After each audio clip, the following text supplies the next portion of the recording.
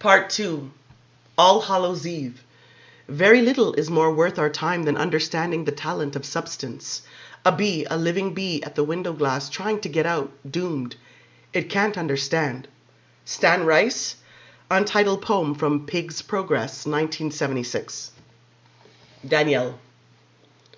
Long, curving lobby, the crowd was like liquid sloshing against the colorless walls. Teenagers in Halloween costumes poured through the front doors. Lines were forming to purchase yellow wigs, black satin capes, fang teeth, 50 cents. Glossy programs, white face everywhere he looked, painted eyes and mouths, and here and there bands of men and women carefully done up in authentic 19th century clothes, their makeup and coiffed hair exquisite. A velvet-clad woman tossed a great shower of dead rosebuds into the air above her head. Painted blood flowed down her ashen cheeks. Laughter. He could smell the grease paint and the beer, so alien now to his senses, rotten. The hearts beating all around him made a low, delicious thunder against the tender tympana of his ears. He must have laughed out loud because he felt the sharp pinch of Armand's fingers on his arm. "Daniel!" "Sorry, boss," he whispered. Nobody was paying a damn bit of attention anyway. Every mortal within sight was disguised, and who were Armand and Daniel but two pale nondescript young men in the press? Black sweaters, jeans, hair partially hidden under sailors' caps of blue wool, eyes behind dark glasses. So what's the big deal? I can't laugh out loud, especially now that everything is so funny? Armand was distracted, listening again. Daniel couldn't get it through his head to be afraid. He had what he wanted now. None of you, my brothers and sisters. Armand had said to him earlier, "You take a lot of teaching." That was during the hunt, the seduction, the kill, the flood of blood through his greedy heart. But he had become a natural at being unnatural, hadn't he? After the clumsy anguish of the first murder, the one that had taken him from shuddering guilt to ecstasy within seconds. Life by the mouthful, he'd woken up thirsting. And 30 minutes ago, they'd taken two exquisite little vagabonds in the ruins of a derelict school, by the park where the kids lived in boarded up rooms, with sleeping bags and rags and little cans of sterno to cook the food they stole from the Haight-Ashbury dumpsters. No protest this time around.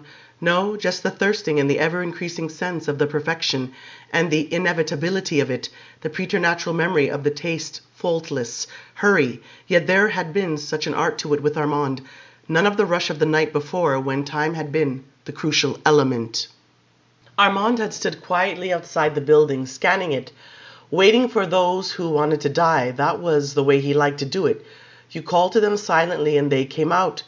And the death had a serenity to it. He tried to show that trick to Louis long ago, he'd said, but Louis had found it distasteful. And sure enough, the denim-clad cherubs had come wandering through the side door, as if hypnotized by the music of the Pied Piper. Yes, you came. We knew you'd come. Dull, flat voices welcoming them as they were led up the stairs and into a parlor made out of army blankets on ropes, to die in this garbage in the sweep of the passing headlights through the cracks in the plywood. Hot, dirty little arms around Daniel's neck. Reek of hashish in her hair. He could scarcely stand it, the dance, her hips against him. Then driving his fangs into the flesh. "You love me, you know you do," she'd said. And he'd answered yes with a clear conscience. Was it going to be this good forever? He'd clasped her chin with his hand underneath, pushing her head back. And then the death like a doubled fist going down his throat to his gut, the heat spreading, flooding his loins and his brain. He'd let her drop too much and not enough. He'd clawed at the wall for a moment, thinking it must be flesh and blood too. And were it flesh and blood, it could be his. Then shock to know he wasn't hungry anymore. He was filled and complete, and the night waited like something made out of pure light. And the other one was dead, folded up like a baby in sleep on the grimy floor, and Armand glowing in the dark, just watching. It was getting rid of the bodies after that had been hard. Last night that had been done out of his sight as he wept. Beginner's luck. This time Armand said no trace means no trace. So they'd gone down together to bury them deep beneath the basement floor in the old furnace room, carefully putting the paving stones back in place. Lots of work even with such strength. So loathsome to touch the corpse like that. Only for a second did it flicker in his mind. Who were they? Two fallen beings in a pit, no more now, no destiny. And the waif last night, was somebody looking for her somewhere? He'd been crying suddenly. He'd heard it, then reached up and touched the tears coming out of his eyes. What do you think this is? Armand had demanded, making him help with the paving stones. A penny dreadful novel. You don't feed if you can't cover it up. The building had been crawling with gentle humans who noticed not a thing as they'd stolen the clothes they now wore, uniforms of the young, and left by a broken door into an alley. Not my brothers and sisters anymore. The woods have always been filled with these soft, doe-eyed things, with hearts beating for the arrow, the bullet, the lance, and now at last I reveal my secret identity. I have always been the huntsman. Is it all right, the way I am now? He'd asked Armand. Are you happy? Hate streets, 7:35, bumper to bumper, traffic, junkies screaming on the corner. Why didn't they just go on to the concert? Doors open already. He couldn't bear the anticipation. But the Coven House was near, Armand had explained, big tumble-down mansion 1 block from the park. And some of them were still hanging back in there plotting Lestat's ruin. Armand wanted to pass close just for a moment, knowing what was going on. Looking for someone, Daniel had asked. Answer me. Are you pleased with me or not? What had he seen in Armand's face? A sudden flare of humor, lust? Armand had hurried him along the dirty, stained pavements, past the bars, the cafes, the stores, crowded with stinking old clothes, the fancy clubs with their gilded letters on the greasy plate glass and overhead fans stirring the fumes with gilded wooden blades, while the potted ferns died a slow death in the heat and the semi-darkness. Past the first little children trick-or-treat in their taffeta and glitter costumes. Armand had stopped at once, surrounded by tiny upturned faces covered in store-bought masks. Plastic spooks, ghouls, witches. A lovely warm light had filled his brown eyes. With both hands he dropped shiny silver dollars in their little candy sacks. Then, taken Daniel by the arm and led him on. I love it well enough the way you turned out, he had whispered with a sudden irrepressible smile, the warmth still there. You're my firstborn, he'd said. Was there a catch in his throat? A sudden glancing from right to left as if he'd found himself cornered, back to the business at hand. Be patient, I am being afraid for us both, remember? Oh, we shall go to the stars together, nothing can stop us. All the ghosts running through these streets are mortal. Then the Coven House had blown up. He'd heard the blast before he saw it, and a sudden rolling plume of flame and smoke accompanied by a shrill sound he would never before have detected. Preternatural screams like silver paper curling in the heat, sudden scatter of shaggy-haired humans running to see the blaze. Armand had shoved Daniel off the street into the stagnant air of a narrow liquor store. Bilious glare, sweat, and reek of tobacco, mortals, oblivious to the nearby conflagration, reading the big glossy girly magazines, Armand had pushed him to the very rear of the tiny corridor. Old lady buying tiny carton of milk and 2 cans of cat food out of the icebox. No way out of here. But how could one hide from the thing that was passing over, from the deafening sound that mortals could not even hear? He lifted his hands to his ears, but that was foolish, useless. Death out there in alleyways, things like him running through the debris of backyards, caught, burnt in their tracks. He saw it in sputtering flashes, then nothing, ringing, silence. The clanging bells and squealing tires of the mortal world. Yet he'd been too enthralled still to be afraid. Every second was eternal, the frost on the icebox door beautiful. The old lady with the milk in her hand, eyes like 2 small cobalt stones. Armand's face had gone blank beneath the mask of his dark glasses. Hands slipped into his tight pants pockets. The tiny bell on the door jangled as the young man entered, bought a single bottle of German beer, and went out. It's over, isn't it? For now, Armand had answered. Not until they'd gotten in the cab did he say more. It knew we were there. It heard us. Then why didn't it? I don't know. I only know it knew we were there. It knew before we found shelter, and now, push and shove inside the hall, and he loved it, the crowd carrying them closer and closer to the inner doors. He could not even raise his arms, so tight was the press, yet young men and women elbowed past him, buffeted him with delicious shocks. He laughed again as he saw the life-sized posters of Lestat plastered to the walls. He felt Armand's fingers against his back. He felt a subtle change in Armand's whole body. A red-haired woman up ahead had turned around and was facing them as she was moved along towards the open door. A soft, warm shock passed through Daniel. Armand, the red hair. So like the twins in the dream, it seemed her green eyes locked on him as he said, Armand, the twins. Then her face vanished as she turned away again and disappeared inside the hall. No, Armand whispered. Small shake of his head. He was in a silent fury. Daniel could feel it. He had the rigid, glassy look he always got when he profoundly offended. Talamasca, he whispered, with a faint, uncharacteristic sneer. Talamasca. The word struck Daniel suddenly as beautiful. Talamasca. He broke it down from the Latin, understood its parts. Somewhere out of his memory bank it came. Animal mask. Old word for witch or shaman. But what does it really mean, he asked. It means Lestat is a fool, Armand said, flicker of deep pain in his eyes, but it makes no difference now. Khayman. Khayman watched from the archway as the vampire Lestat's car entered the gates of the parking lot. Almost invisible Khayman was, even in the stylish denim coat and pants he'd stolen earlier from a shop mannequin. He didn't need the silver glasses that covered his eyes. His glowing skin didn't matter. Not when everywhere he looked he saw masks and paint, glitter and gauze and sequined costumes. He moved closer to Lestat, as if swimming through the wriggling bodies of the youngsters who mobbed the car. At last he glimpsed the creature's blonde hair and then his violet blue eyes, as he smiled and blew kisses to his adorers. Such charm the devil had. He drove the car himself, gunning the motor and forcing the bumper against these tender little humans, even as he flirted, winked, seduced, as if he and his foot on the gas pedal weren't connected to each other. Exhilaration, triumph, that's what Lestat felt and knew at this moment, and even his reticent companion, Louis, the dark-haired one in the car beside him, staring timidly at the screaming children as if they were birds of paradise, didn't understand what was truly happening. Neither knew that the queen had waked. Neither knew the dreams of the twins. Their ignorance was astonishing, and their young minds were so easy to scan. Apparently the vampire Lestat, who had hidden himself quite well until this night, was now prepared to do battle with everyone. He wore his thoughts and intentions like a badge of honor. "Hunt us down," that's what he said aloud to his fans, though they didn't hear. "Kill us, we're evil, we're bad. It's perfectly fine to cheer and sing with us now, but when you catch on, well, then the serious business will begin. And you'll remember that I never lied to you." For one instant his eyes and Khayman's eyes met. I want to be good, I would die for that, but there was no recognition of who or what received this message. Louis, the watcher, the patient one, was there on account of love, pure and simple. The two had found each other only last night, and theirs had been an extraordinary reunion. Louis would go where Lestat led him. Louis would perish if Lestat perished. But their fears and hopes for this night were heartbreakingly human. They did not even guess that the Queen's wrath was close at hand, that she'd burnt the San Francisco Coven House within the hour, or that the infamous Vampire Tavern on Castro Street was burning now, as the Queen hunted down those fleeing from it. But then the many blood drinkers scattered throughout this crowd did not know these simple facts either.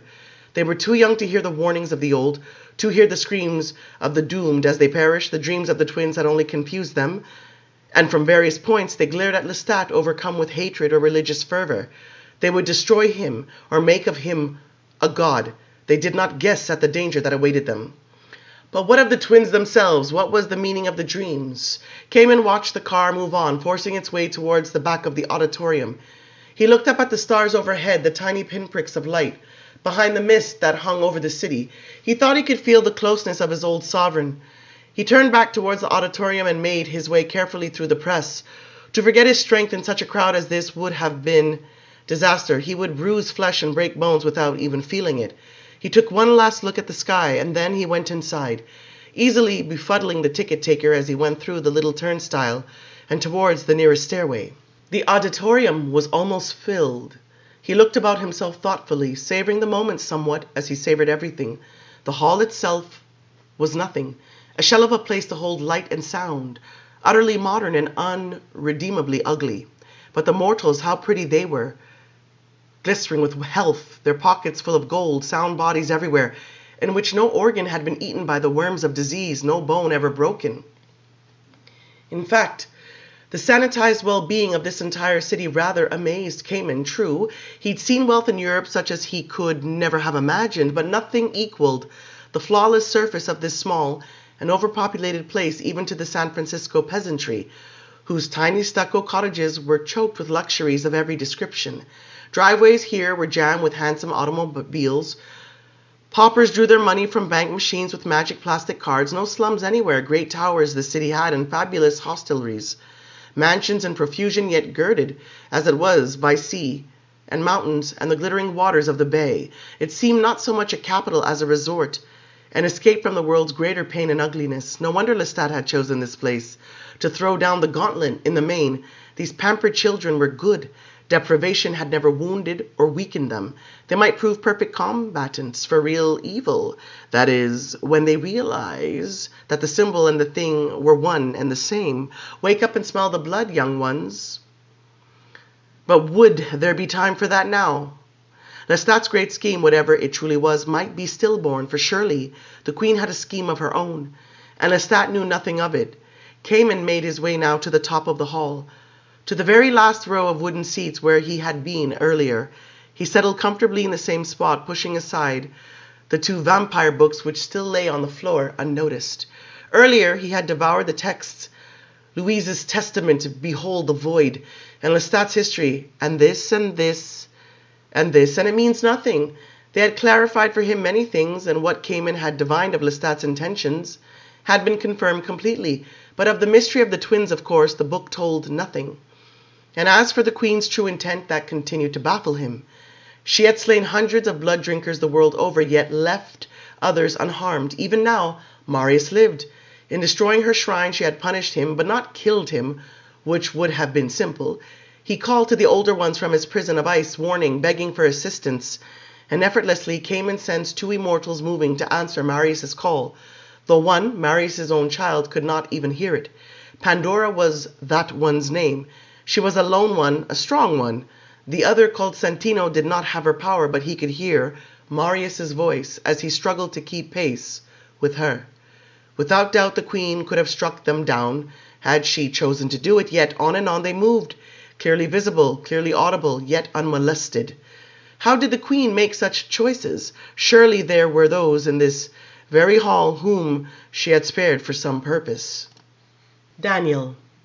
They had reached the doors and now had to push the last few feet down a narrow ramp into the giant open oval of the main floor. The crowd loosened like marbles rolling in all directions. Daniel moved towards the center, his fingers hooked around Armand's belt, so as not to lose him, his eyes roaming over the horseshoe-shaped theater. The high banks of seats rising to the ceiling. Mortals everywhere swarmed the cement stairs, or hung over iron railings, or flowed into the milling crowd around him. A blurred was suddenly the noise of it, like the low grind of a giant machine. But then in the moment of deliberately distorted vision, he saw the others. He saw the simple, inescapable difference between the living and the dead. Beings like himself in every direction, concealed in the mortal forest, yet shining like the eyes of an owl in the light of the moon. No paint or dark glasses or shapeless hats or hooded capes could ever conceivably hide them from each other. And it wasn't merely the unearthly sheen to their faces or hands, it was the slow, lissome grace of their movements, as if they were more spirit than flesh.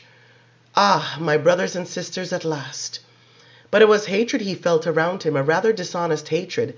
They loved Lestat and condemned him simultaneously.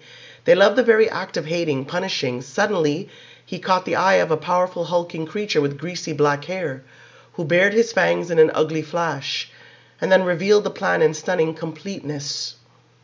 Beyond the prying eyes of mortals, they would hack Lestat's limbs from his body, they would sever his head, then the remains would be burnt on a pyre by the sea. The end of the monster and his legend. Are you with us or against us? Daniel laughed out loud. You'll never kill him, Daniel said.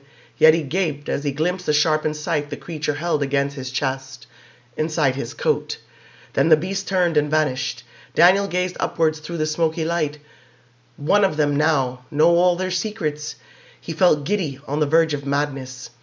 Armand's hand closed on his shoulder. They had come to the very center of the main floor. The crowd was getting denser by the second. Pretty girls in black silk gowns shoved and pushed against the crude bikers in their worn black leather. Soft feathers brushed his cheek. He saw a red devil with giant horns, a bony skeleton face topped with golden curls and pearl combs. Random cries rose in the bluish gloom. The bikers howled like wolves. Someone shouted, Lestat, in a deafening voice, and others took up the call instantly. Armand again had the lost expression, the expression that belonged to deep concentration, as if what he saw before him meant nothing at all. 30, perhaps, he whispered in Daniel's ear, no more than that, and 1 or 2 so old they could destroy the rest of us in an instant. Where? Tell me where. Listen, Armand said, and see for yourself. There is no hiding from them. Khayman. Maharit's child, Jessica. The thought caught Khayman off guard. Protect Maharit's child, somehow escape from here. He roused himself, senses sharpened. He'd been listening to Marius again. Marius trying to reach the young, untuned ears of the vampire Lestat, who preened backstage before a broken mirror. What could this mean? Maharit's child, Jessica. And when the thoughts pertained, without doubt, to a mortal woman? It came again, the unexpected communication of some strong yet unveiled mind. Take care of Jessie. Somehow stop the mother. But there were no words, really. It was no more than a shining glimpse into another's soul. A sparkling overflow. Khayman's eyes moved slowly over the balconies opposite, over the swarming main floor. Far away in some remote corner of the city, an old one wandered, full of fear of the queen, yet longing to look upon her face. He had come here to die, but to know her face in the final instant. Khayman closed his eyes to shut this out. Then he heard it again suddenly. Jessica, my Jessica. And behind the soulful call, the knowledge of Maharit, the sudden vision of Maharit enshrined in love, and ancient and white as he himself was, it was a moment of stunning pain. He slumped back in the wooden seat and bowed his head just a little. Then he looked out again over the steel rafters, the ugly tangles of black wire, and rusted cylindrical lights. Where are you?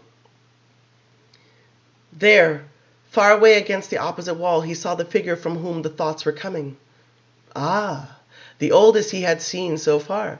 A giant Nordic blood drinker, seasoned and cunning, dressed in coarse brown rawhide garments, with flowing straw-colored hair, his heavy brows and small deep-set eyes giving him a brooding expression. The being was tracking a small mortal woman, who fought her way through the crowds of the main floor. Jessie, Maharit's mortal daughter. Maddened, disbelieving, Khayman focused tightly on the small woman. He felt his eyes miss with tears as he saw the astonishing resemblance. Here was Maharit's long coppery red hair curling thick, and the same tall bird-like frame, the same clever and curious green eyes, sweeping the scene as the female let herself be turned around and around by those who pushed against her. Maharit's profile, Maharit's skin, which had been so pale and almost luminous in life, so like the inner lining of a seashell. In a sudden vivid memory, he saw Maharit's skin through the mesh of his own dark fingers.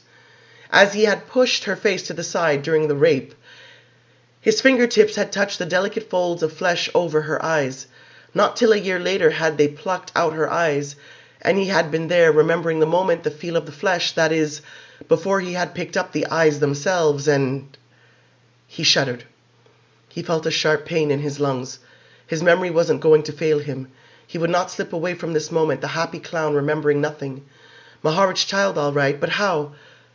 Through how many generations had these characteristics survived to flower again in this small female who appeared to be fighting her way towards the stage at the end of the hall? It was not impossible, of course. He quickly realized it. Perhaps 300 ancestors stood between this 20th century woman and the long ago afternoon when he had put on the king's medallion and stepped down from the dais to commit the king's rape. Maybe even less than that, a mere fraction of this crowd, to put it more neatly in perspective. But more astonishing than this, that Maharit knew her own descendants, and no, this woman Maharit did. The tall blood drinker's mind yielded that fact immediately. He scanned the tall Nordic one, Maharit, alive, Maharit, the guardian of her mortal family, Maharit, the embodiment of illimitable strength and will, Maharit, who had given him, this blonde servant, no explanation of the dreams of the twins, but had sent him here instead to do her bidding. Save Jessica. Ah, but she lives, Khayman thought. She lives, and if she lives, then in a real way, they both live, the red-haired sisters. Khayman studied the creature even more intently, probing even deeper, but all he caught now was the fierce protectiveness. Rescue Jessie not merely from the danger of the mother, but from this place altogether, where Jessie's eyes would see what no one could ever explain away.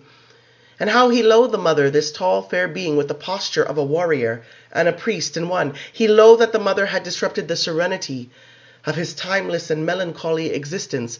Loathed that his sad, sweet love for this woman, Jessica, exacerbated the alarm he felt for himself. He knew the extent of the destruction, too, that every blood drinker from one end of this continent to the other had been destroyed, save for a precious few, most of whom were under this roof, never dreaming of the fate that threatened them.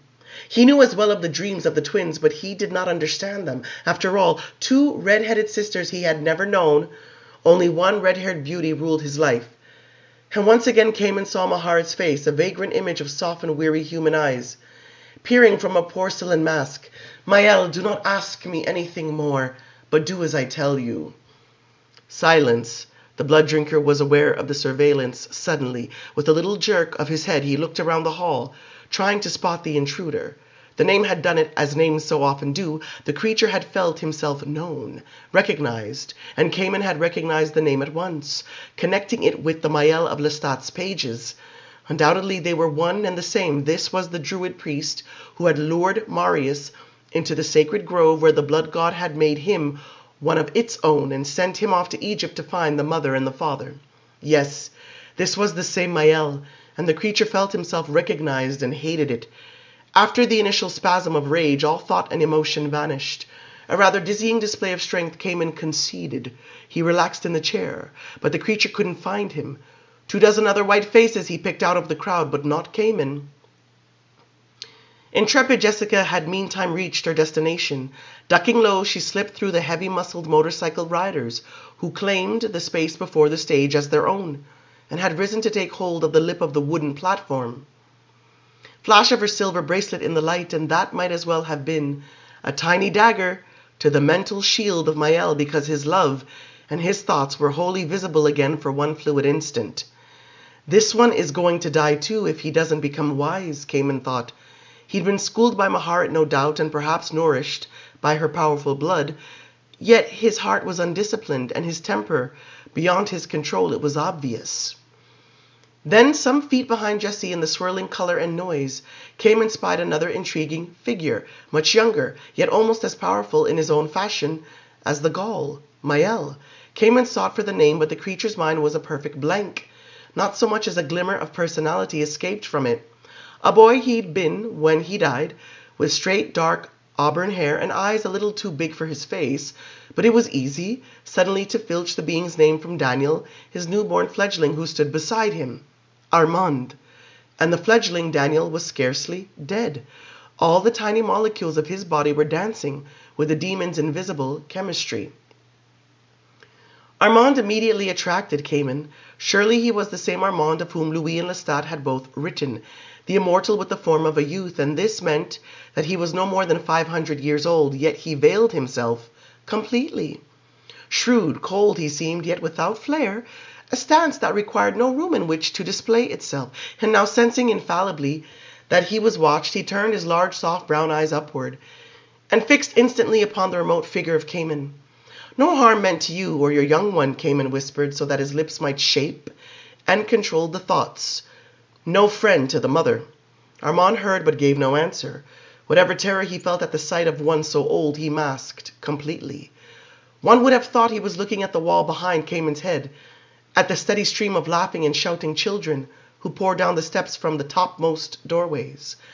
And quite inevitably, this oddly beguiling little 500-year-old being fixed his eyes upon Mael as the gaunt one felt another irresistible surge of concern for his fragile Jessie. Khayman understood this being, Armand. He felt he understood him and liked him completely. As their eyes met again, all that had been written of this creature in the two little histories was informed and balanced by the creature's innate simplicity. The loneliness which Khayman had felt in Athens was now very strong. "Not unlike my own simple soul," Khayman whispered. "You're lost in all this because you know the terrain too well, and that no matter how far you walk, you come again to the same mountains, the same valley." No response, of course. Khayman shrugged and smiled. To this one he'd give anything that he could, and guilelessly he let Armand know it. Now the question was how to help them, these two that might have some hope of sleeping the immortal sleep until another sunset, and, most important of all, how to reach Maharit, to whom the fierce and distrusting Mael was unstintingly devoted. To Armand, Khayman said with the slightest movement of his lips, "No friend of the mother, I told you, and keep with the mortal crowd. She'll pick you out when you step apart. It's that simple." Armand's face registered no change. Beside him, the fledgling Daniel was happy, glorying in the pageant that surrounded him. He knew no fear, no plans or dreams, and why not? He had this extremely powerful creature to take care of him. He was a damn sight luckier than the rest. Khayman rose to his feet. It was the loneliness as much as anything else. He would be near to one of these two, Armand or Mael. That's what he wanted in Athens when all this glorious remembering and knowing had begun. To be near another like himself, to speak, to touch, something. He moved along the top aisle of the hall which circled the entire room, save for a margin at the far end behind the stage which belonged to the giant video screen. He moved with slow human grace, careful not to crush the mortals who pushed against him. And also he wanted this slow progress because he must give Mael the opportunity to see him. He knew instinctively that if he snuck up on this proud and quarrelsome thing, the insult would never be borne. And so he proceeded, only picking up his pace when he realized Mael was now aware of his approach. Mael couldn't hide his fear as Armand could. Mael had never seen a blood drinker of Khayman's age, save for Maharet. He was gazing at a potential enemy. Khayman sent the same warm greeting he had sent to Armand. Armand who watched, but nothing in the old warrior's stance changed. The auditorium was now full and locked. Outside, children screamed and beat upon the doors. Khayman heard the whine and belch of the police radios. The vampire Lestat and his cohorts stood spying upon the hall through the holes in a great serge curtain. Lestat embraced his companion Louis, and they kissed on the mouth as the mortal musicians put their arms around both of them. Khayman paused to feel the passion of the crowd, the very air charged with it. Jessica had rested her arms on the edge of the platform. She had rested her chin upon the back of her hands. The men behind her, hulking creatures clothed in shiny black leather, shoved her brutally out of carelessness and drunken exuberance. But they couldn't dislodge her. Neither could Mael, should he make the attempt. And something else came near to Khayman suddenly as he looked down at her. It was the single word Talamasca. This woman belonged to them. She was part of the order. Not possible, he thought again, then laughed silently at his own foolish innocence. This was a night of shocks, was it not? Yet it seemed quite incredible that the Talamasca should have survived from the time he had known it centuries before, when he had played with its members and tormented them, and then turned his back on them out of pity for their fatal combination of innocence and ignorance. Memory was too ghastly a thing. Let his past lives slip into oblivion. He could see the faces of those vagabonds, those secular monks of the Talamasca who had so clumsily pursued him across Europe, recording glimpses of him in great leather-bound books, their quill pens scratching late into the night.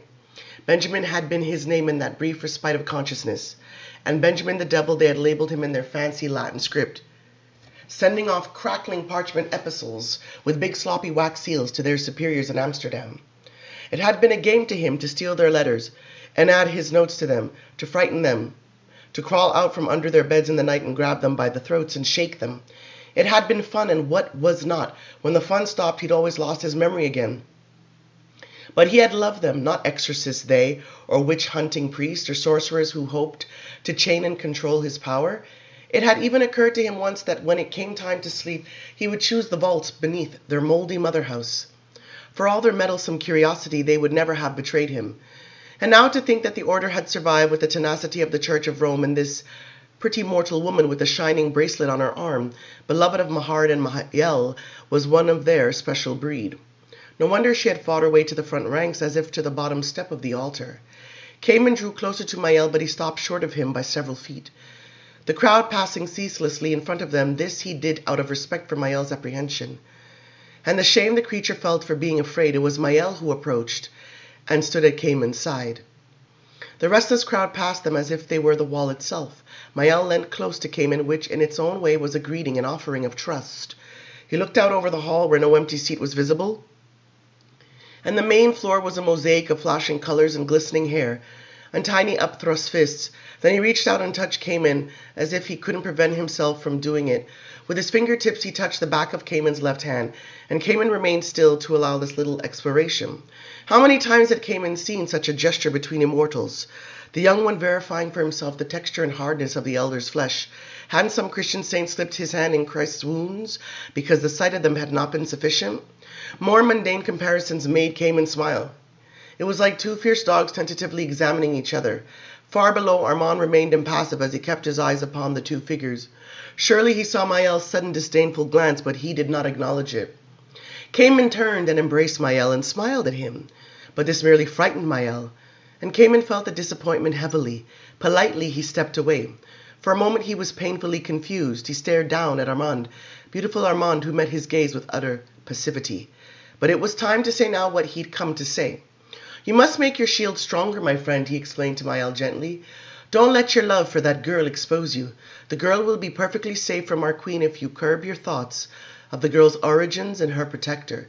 That name is anathema to the queen. It always has been."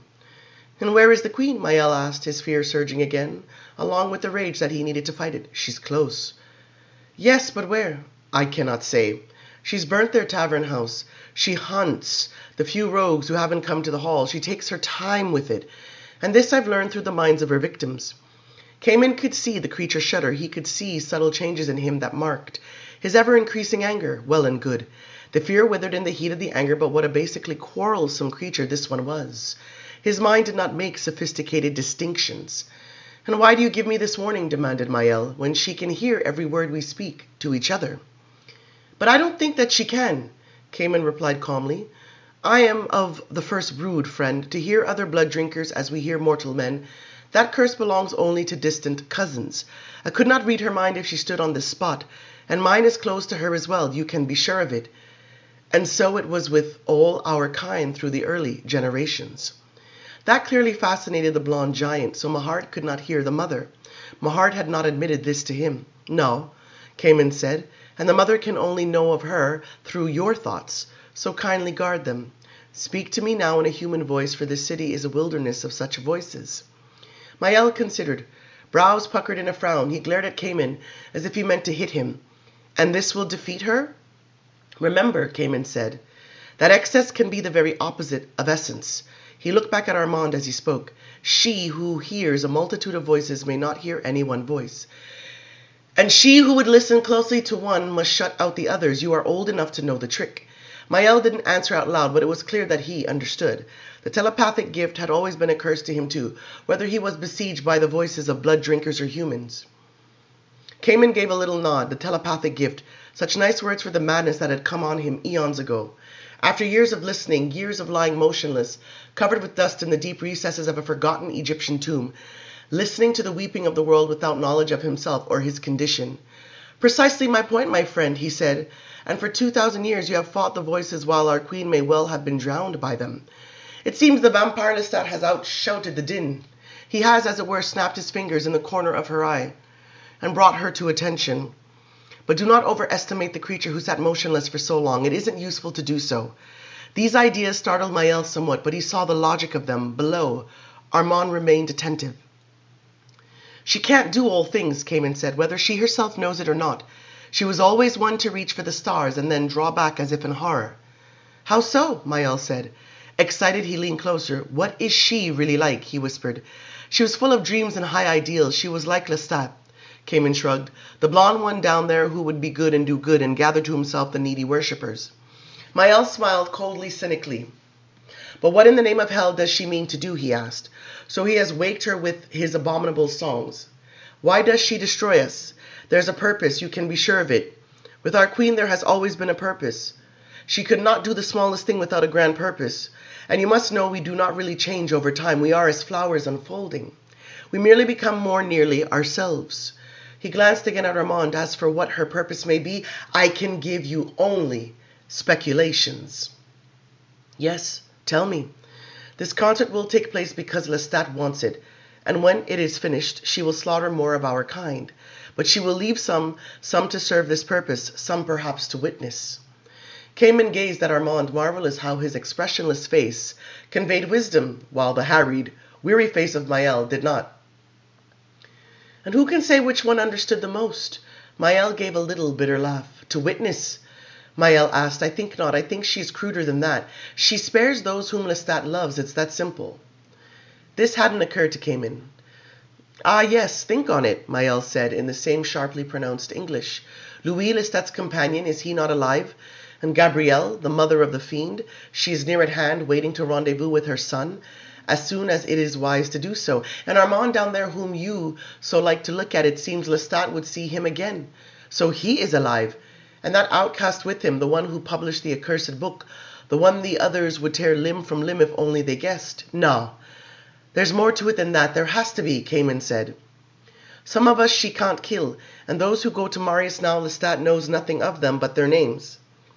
Mael's face changed slightly. It underwent a deep human flush. As his eyes narrowed, it was clear to Khayman that Mael would have gone to Marius if he could. He would have gone this very night if only Mahard had come to protect Jessica. He tried now to banish Maharit's name from his thoughts. He was afraid of Maharit, deeply afraid. Ah, yes, you tried to hide what you know, Khayman said, and this is just what you must reveal to me. But I can't, Mael said. The wall had gone up. Impenetrable, I am not given answers, only orders, my friend. And my mission is to survive this night and to take my charge safely out of here. Khayman meant to press to demand, but he did neither. He had felt a soft, subtle change in the atmosphere around him. A change so insignificant yet pure that he couldn't call it movement or sound. She was coming. She was moving close to the hall. He felt himself slip away from his body into pure listening. Yes, it was she. All the sounds of the night rose to confuse him, yet he caught it. A low, irreducible sound which she could not veil. The sound of her breathing, of the beat of her heart. Of a force moving through space at tremendous and unnatural speed, causing the inevitable tumult amid the visible and the invisible. Mael sensed it, so did Armand. Even the young one beside Armand heard it, though so many other young ones did not. Even some of the more finely tuned mortals seemed to feel it and to be distracted by it. I must go, friend, Khayman said. Remember my advice. Impossible to say more now. She was very close. Undoubtedly she scanned. She listened. He felt the first irresistible urge to see her, to scan for the minds of those hapless souls, out there in the night whose eyes might have passed over her. Goodbye, friend, he said. It's no good for me to be near you. Mael looked at him in confusion. Below, Armand gathered Daniel to him and made for the edge of the crowd. The hall went dark suddenly, and for one split second Khayman thought it was her magic, that some grotesque and vengeful judgment would now be made. But the mortal children all around him knew the ritual. The concert was about to begin. The hall went mad with shrieks and cheers and stomping. Finally it became a great collective roar. He felt the floor tremble. Tiny flames appeared as mortals struck their matches, ignited their chemical lighters. And a drowsy, beautiful illumination once again revealed the thousands upon thousands of moving forms. The screams were a chorus from all sides. I am no coward, Mael whispered suddenly, as if he could not remain silent. He took hold of Khayman's arm, then let it go as if the hardness of it repelled him. I know, Khayman said. Help me. Help Jessica. Don't speak her name again. Stay away from her, as I've told you. You are conquered again, Druid, remember? Time to fight with cunning, not rage. Stay with the mortal herd. I will help you when and if I can. There was so much more he wanted to say. Tell me where Mahard is, but it was too late now for that. He turned away and moved along the aisle swiftly until he came to an open place above a long, narrow flight of cement stairs. Below on the darkened stage, the mortal musicians appeared, darting over wires and speakers to gather their instruments from the floor. The vampire Lestat came striding through the curtain, his black cloak flaring around him. As he moved to the very front of the platform, not 3 feet from Jessie, he stood, with microphone in hand. The crowd had gone into ecstasies, clapping, hooting, howling. It was a noise such as Khayman had never actually heard. He laughed in spite of himself at the stupid frenzy, at the tiny smiling figure down there who loved it utterly, who was laughing even as Khayman laughed.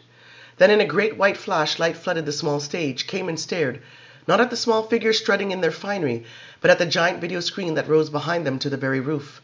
The living image of the vampire Lestat, 30 feet in height, blazed before Khayman. The creature smiled. He lifted his arms and shook his mane of yellow hair. He threw back his head and howled. The crowd was on its feet in delirium. The very structure rumbled, but it was the howl that filled all ears. The vampire Lestat's powerful voice swallowed every other sound in the auditorium. Khayman closed his eyes. In the heart of the monstrous cry of the vampire Lestat, he listened again for the sound of the mother, but he could no longer find it. My queen, he whispered, searching, scanning, hopeless though it was. Did she stand up there on some grassy slope listening to the music of her troubadour? He felt the soft damp wind and saw the grey starless sky as random mortals felt, and saw these things.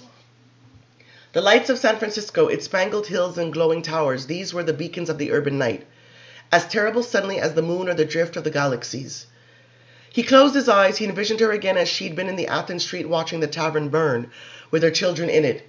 Her tattered cape had hung loose over her shoulders, the hood thrown back from her plaited hair. Ah, the Queen of Heaven she'd seemed, as she had once so loved to be known, presiding over centuries of litany.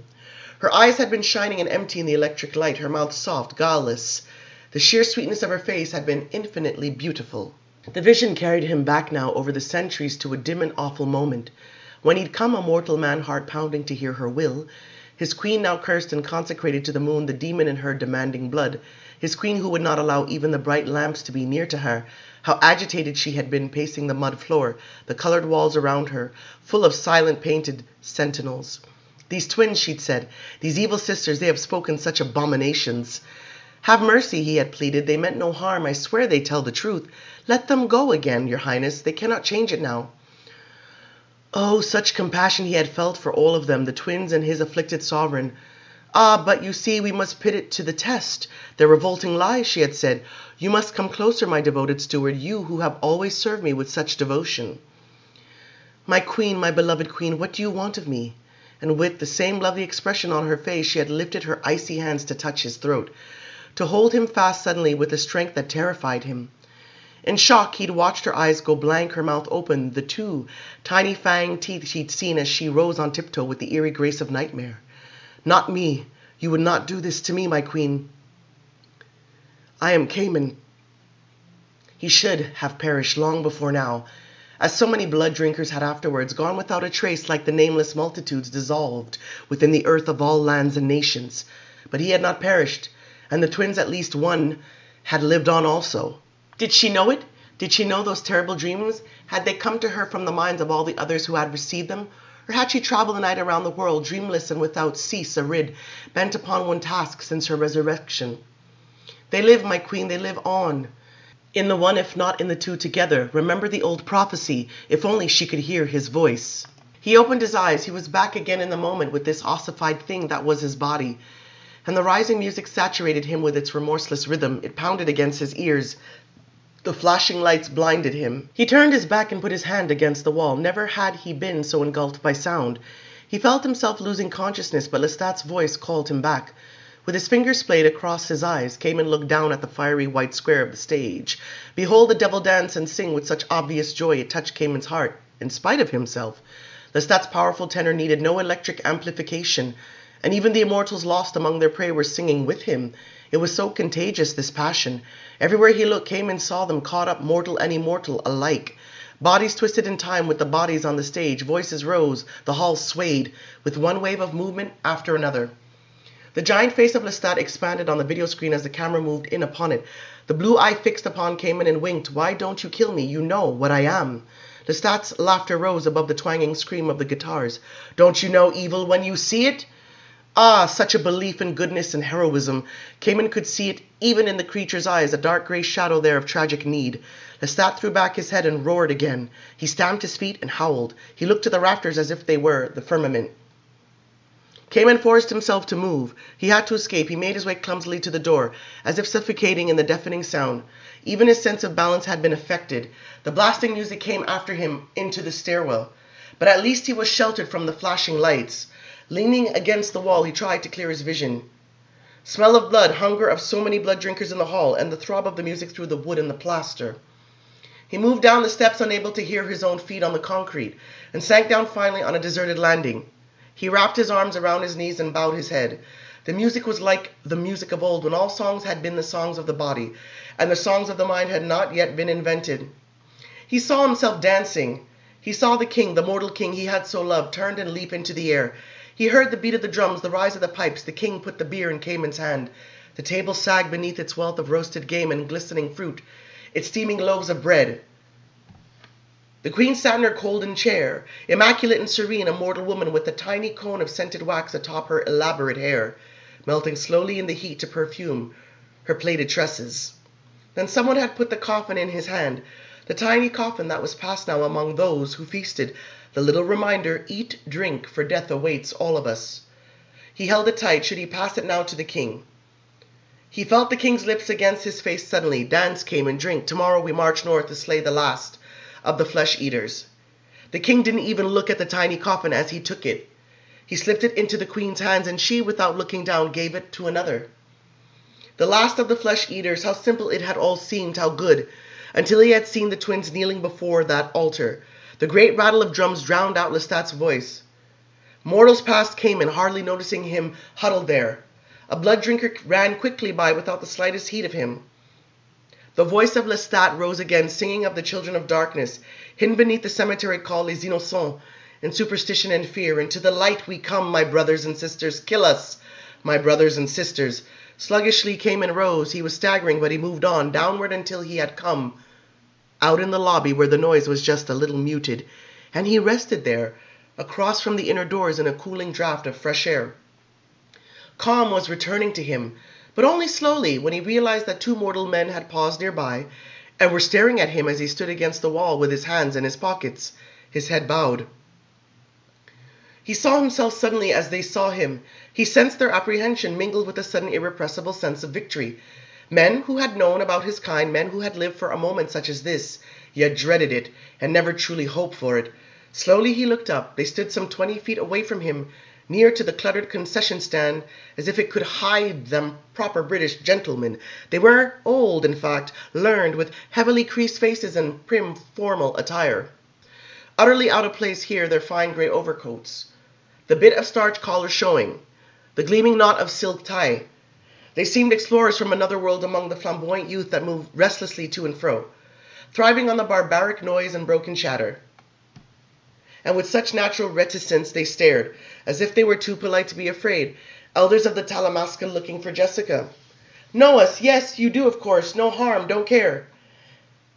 His silent words drove the one called David Talbot back a pace. The man's breathing became hurried, and there was a sudden dampness on his forehead and upper lip.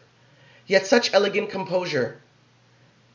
David Talbot narrowed his eyes as if he would not be dazzled by what he saw, as if he would see the tiny dancing molecules and the brightness. How small it seemed suddenly, the span of a human life. Look at this fragile man for whom education and refinement have only increased all risks. So simple to alter the fabric of his thought, his expectations. Should Khayman tell them where Jessie was? Should he meddle? It would make no difference ultimately. He sensed now that they were afraid to go or to remain, that he had them fixed almost as if he'd hypnotized them. In a way, it was respect that kept them there, staring at him. It seemed he had to offer something, if only to end this awful scrutiny. Don't go to her. You'd be fools if you did. She has others like me now to look after her. Best leave here. I would if I were you. Now, how would all this read in the archives of the Talamasca? Some night he might find out. To what modern places had they removed their old documents and treasures? Benjamin the Devil, that's who I am. Don't you know me? He smiled at himself. He let his head droop, staring at the floor. He had not known he possessed this vanity, and suddenly he did not care what this moment meant to them. He thought listlessly of those olden times in France when he had played with their kind.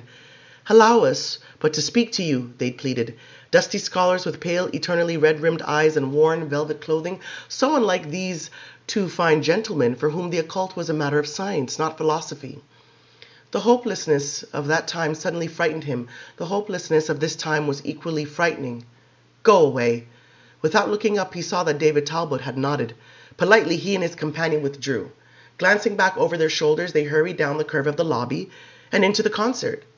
Khayman was alone again, with the rhythm of the music coming from the doorway, alone and wondering why he had come here, what it was he wanted, wishing that he could forget again, that he was in some lovely place full of warm breezes and mortals who didn't know what he was, and twinkling electric lights beneath the faded clouds and flat, endless city pavements, to walk until morning.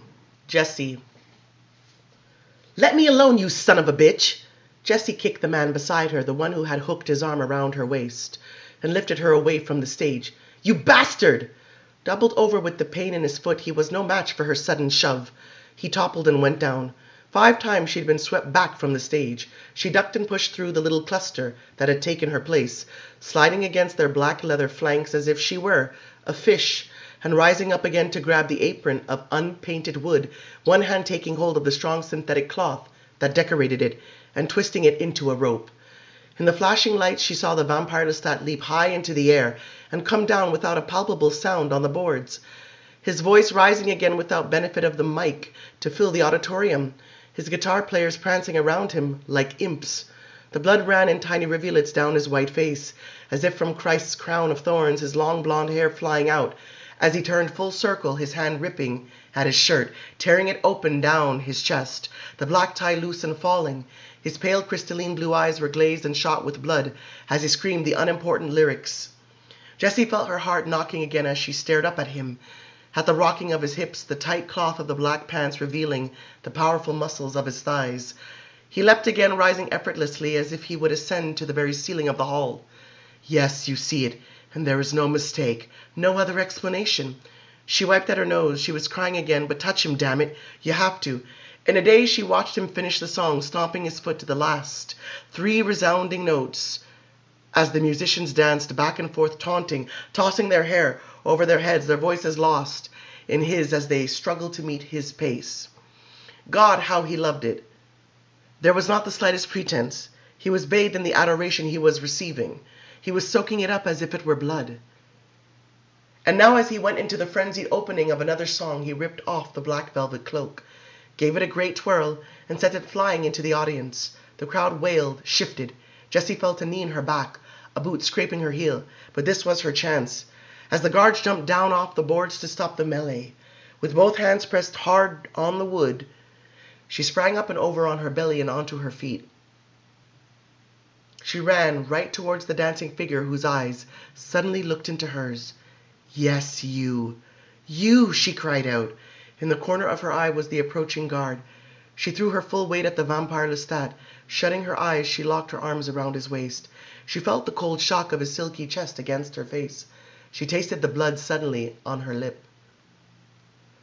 Oh God, real, she whispered. Her heart was going to burst, but she hung on. Yes, Mael's skin like this, and Maharit's skin like this, and all of them. Yes, this. Real, not human, always. And it was all here in her arms, and she knew. And it was too late for them to stop her now. Her left hand went up and caught a thick tangle of his hair. And as she opened her eyes, she saw him smiling down at her, saw the poreless gleaming white skin and the tiny fanged teeth. You devil, she whispered. She was laughing like a madwoman, crying and laughing. Love you, Jessica, he whispered back at her, smiling at her as if he were teasing her, the wet blonde hair tumbling down into his eyes. Astonished, she felt his arm around her. Then he lifted her on his hip, swinging her in a circle. The screaming musicians were a blur. The lights were violent streaks of white-red. She was moaning, but she kept looking up at him, at his eyes. Yes, real. Desperately she hung on, for it seemed he meant to throw her high into the air over the heads of the crowd. And then, as he set her down and bowed his head, his hair falling against her cheek, she felt his mouth close on hers.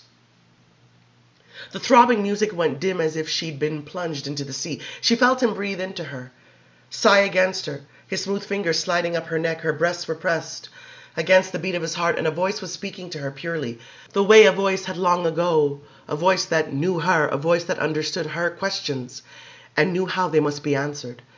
Evil, Jessie, as you have always known. Hands pulled her back, human hands. She was being separated from him. She screamed. Bewildered, he stared at her. He was reaching deep, deep into his dreams for something he only faintly remembered. The funeral feast, the red-haired twins kneeling on either side of the altar. But it was no more than a split second, then gone. He was baffled. His smile flashed again, impersonal, like one of the lights that were constantly blinding her. Beautiful Jessie, he said, his hand lifted as if in farewell. They were carrying her backwards away from him off the stage. She was laughing when they set her down. Her white shirt was smeared with blood. Her hands were covered with it. Pale streaks of salty blood. She felt she knew the taste of it. She threw back her head and laughed. And it was so curious not to be able to hear it, only to feel it, to feel the shudder running through her, to know she was crying and laughing at the same time. The guard said something rough to her, something crude, threatening, but that didn't matter. The crowd had her again. It just swallowed her, tumbling against her, driving her out of the center. A heavy shoe crushed her right foot. She stumbled and turned, and let herself be pushed along ever more violently towards the doors.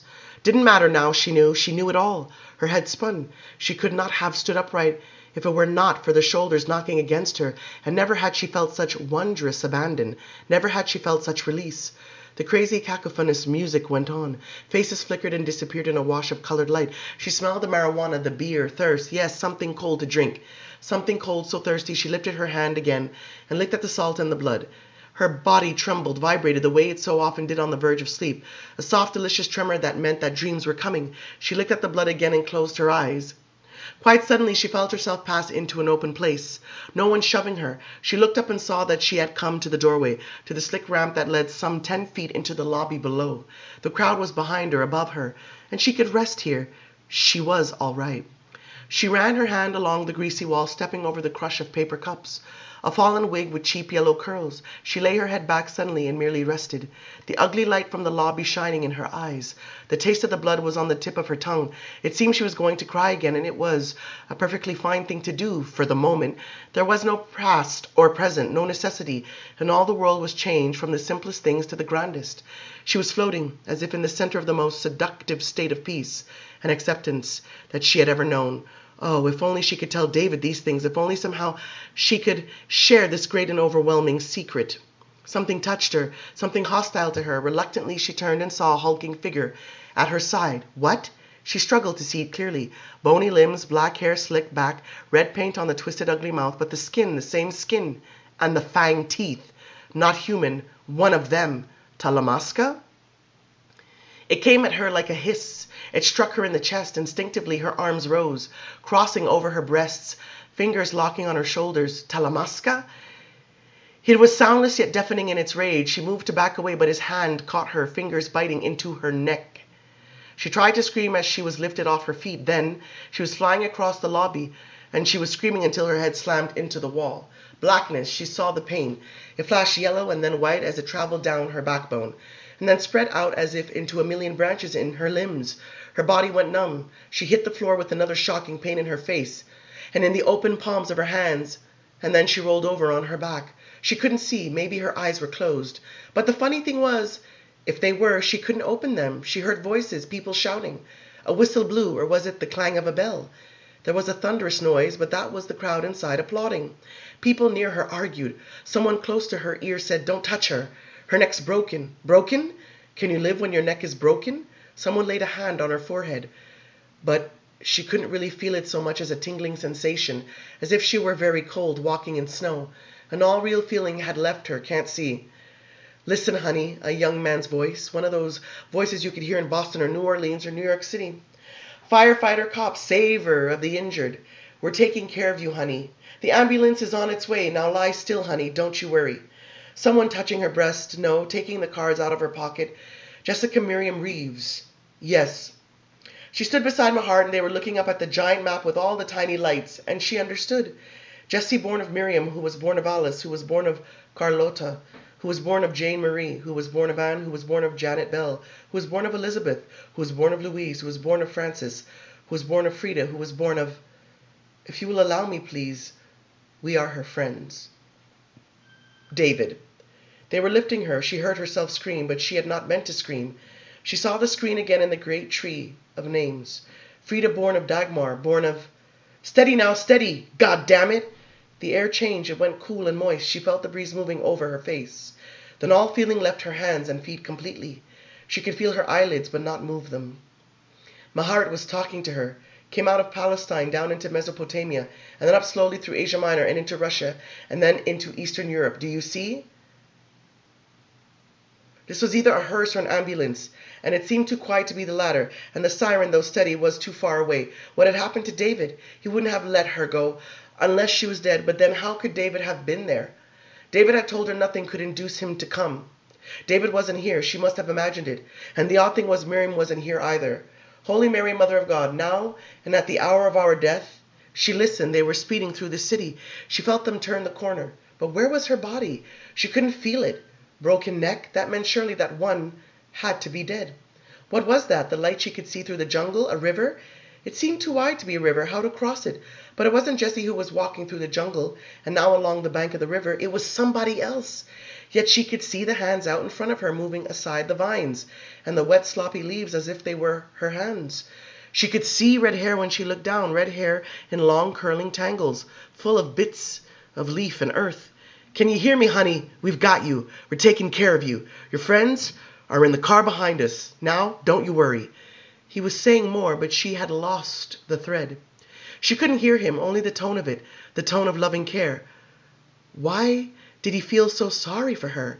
He didn't even know her. Did he understand that it wasn't her blood all over her shirt, her hands, guilty? Lestat had tried to tell her.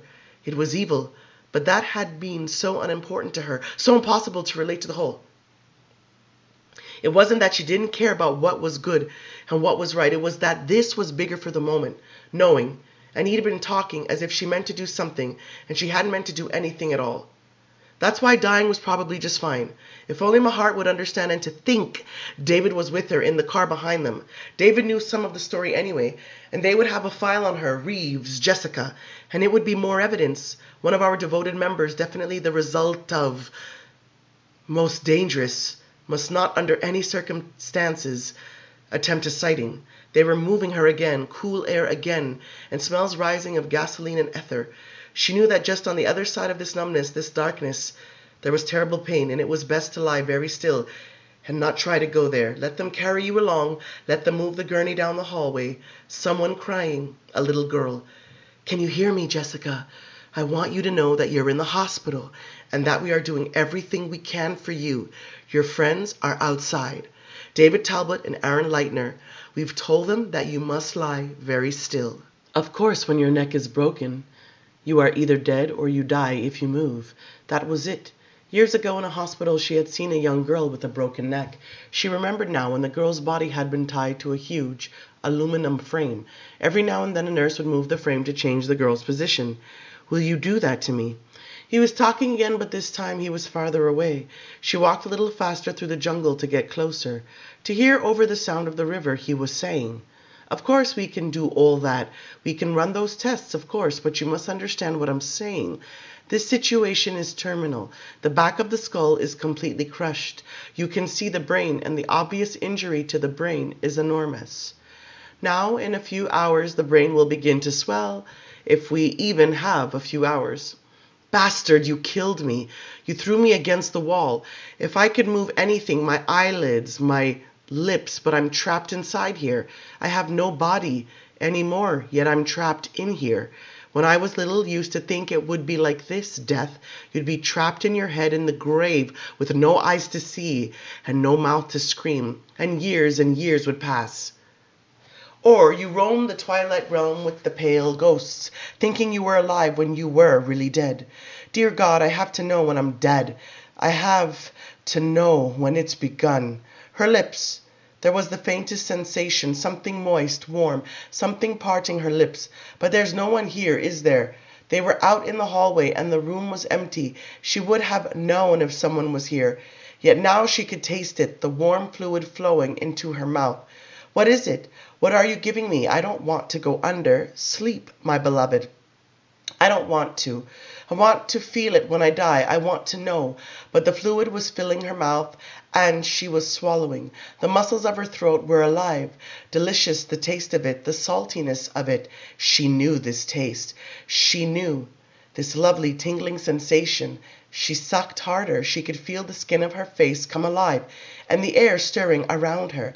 She could feel the breeze moving through the room. A lovely warmth was moving down her spine. It was moving through her legs and her arms, taking exactly the path the pain had taken, and all her limbs were coming back. Sleep, beloved. The back of her head tingled, and the tingling moved through the roots of her hair. Her knees were bruised, but her legs weren't hurt, and she'd be able to walk again, and she could feel the sheet under her hand. She wanted to reach up, but it was too soon for that, too soon to move. Besides, she was being lifted, carried, and it was best to sleep now, because if this was death, well, it was just fine. The voices she could barely hear, the men arguing, threatening, they didn't matter now. It seemed David was calling out to her, but what did David want her to do, to die? The doctor was threatening to call the police. The police couldn't do anything now. That was almost funny. Down and down the stairs they went, lovely cold air. The sound of the traffic grew louder, a bus roaring past. She had never liked these sounds before, but now they were like the wind itself. That pure. She was being rocked again gently as if in a cradle. She felt the car move forward with a sudden lurch, and then the smooth, easy momentum. Miriam was there, and Miriam wanted Jessie to look at her, but Jessie was too tired now. I don't want to go, Mother, but Jessie, please, it's not too late. You can still come. Like David calling, Jessica, Daniel. About halfway through, Daniel understood. The white-faced brothers and sisters would circle each other, eye each other, even threaten each other, all during the concert, but nobody would do anything. The rule was too hard and fast. Leave no evidence of what we are, not victims, not a single cell of our vampiric tissue. Lestat was to be the only kill, and that was to be done most carefully. Mortals were not to see the sides unless it was unavoidable. Snatch the bastard when he tried to take his leave. That was the scheme. Dismember him before the cognoscenti only, that is, unless he resisted, in which case he must die before his fans, and the body would have to be destroyed completely. Daniel laughed and laughed. Imagine Lestat allowing such a thing to happen. Danielle laughed in their spiteful faces, pallid as orchids, these vicious souls who filled the hall with their simmering outrage, their envy, their greed. You would have thought they hated Lestat if for no other reason than his flamboyant beauty. Daniel had broken away from Armand finally. Why not? Nobody could hurt him, not even the glowing stone figure he'd seen in the shadows, the one so hard and so old he looked like the golem of legend. What an eerie thing that was, that stone, one staring down at the wounded mortal woman who lay with her neck broken, the one with the red hair who looked like the twins in the dream. And probably some stupid human being had done that to her, broken her neck like that. And the blonde vampire in the buckskin pushing past them to reach the scene. He had been an awe-inspiring sight as well, with the hardened veins bulging on his neck and on the backs of his hands when he reached the poor broken victim. Armand had watched the men take the red-haired woman away with the most unusual expression on his face, as if he should somehow intervene, or maybe it was only that the golem thing standing idly by made him wary.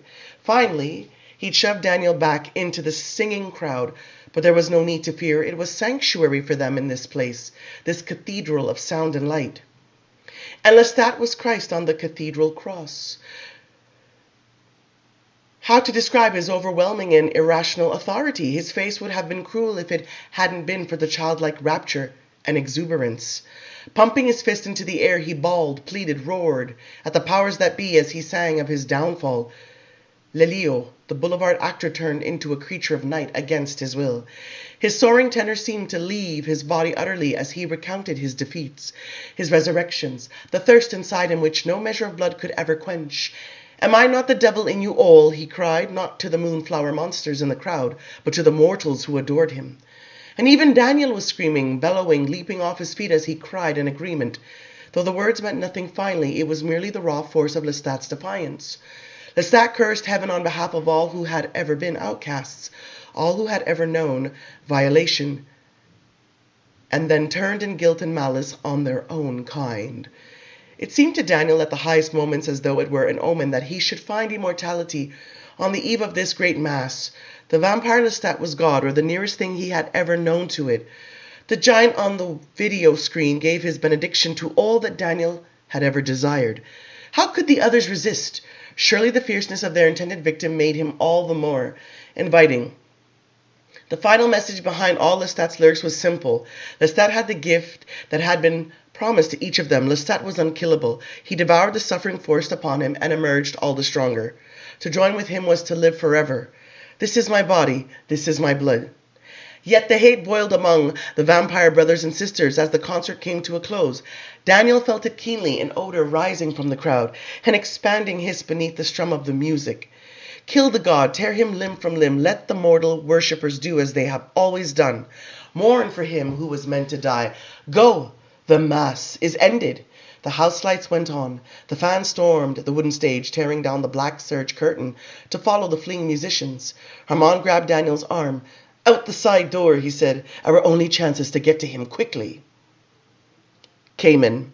It was just as he had expected. She struck out at the first of those who struck at him. Lestat had come through the back door, Louis at his side, and made a dash for his black Porsche when the assassins set upon him. It seemed a rude circle sought to close, but at once the first, with scythe raised, went up in flames. The crowd panicked, terrified children stampeding in all directions. Another immortal assailant was suddenly on fire, and then another. Khayman slipped back against the wall as the clumsy humans hurtled past him. He saw a tall, elegant female blood drinker slice unnoticed through the mob and slide behind the wheel of Lestat's car, calling to Louis and Lestat to join her. It was Gabrielle, the fiend's mother, and logically enough the lethal fire did not harm her. There wasn't a particle of fear in her cold blue eyes, as she readied the vehicle with swift, decisive gestures. Lestat meantime turned around and around in a rage. Maddened, robbed of the battle, he finally climbed into the car only because the others forced him to do so. And as the Porsche plowed viciously through the rushing youngsters, blood drinkers burst into flame everywhere. In a horrid, silent chorus, their cries rose, their frantic curses, their final questions. Khayman covered his face. The Porsche was halfway to the gates before the crowd forced it to stop. Sirens screamed, voices roared, commands. Children had fallen with broken limbs. Mortals cried in misery and confusion. Get to Armand, Khayman thought, but what was the use? He saw them burning everywhere he looked in great writhing plumes of orange and blue flame that changed suddenly to white in their heat as they released the charred clothes which fell to the pavements. How could he come between the fire and Armand? How could he save the young one, Daniel? He looked up at the distant hills, at a tiny figure glowing against the dark sky, unnoticed by all who screamed and fled and cried for help around him. Suddenly he felt the heat. He felt it touch him as it had in Athens. He felt it dance about his face. He felt his eyes watering. Suddenly he regarded the distant tiny source. And then, for reasons that he might never himself understand, he chose not to drive back the fire, but rather to see what it might do to him. Every fiber of his being said, give it back. Yet he remained motionless, washed of thought, and feeling the sweat drip from him, the fire circled him, embraced him. And then it moved away, leaving him alone, cold and wounded beyond his wildest imagining. Quietly he whispered a prayer. May the twins destroy you. Daniel. Fire! Daniel caught the rank, greasy stench, just as he saw the flames themselves breaking out here and there, all through the multitude. What protection was the crowd now? Like tiny explosions, the fires were as groups of frantic teenagers stumbled to get away from them and ran in senseless circles, colliding helplessly with one another. The sound, Daniel heard it again. It was moving above them. Armand pulled him back against the building. It was useless. They could not get to Lestat and they had no cover. Dragging Daniel after him, Armand retreated into the hall again. A pair of terrified vampires ran past the entrance, then exploded into tiny conflagrations. In horror, Daniel watched the skeletons glowing as they melted within the pale yellow blaze. Behind them in the deserted auditorium, a fleeing figure was suddenly caught in the same ghastly flames, twisting, turning. He collapsed on the cement floor. Smoke rising from his empty clothing, a pool of grease formed on the cement, then dried up even as Daniel stared at it. Out into the fleeing mortals they ran again, this time towards the distant front gates over yards and yards of asphalt. And suddenly they were traveling so fast that Daniel's feet had left the ground. The world was nothing but a smear of color.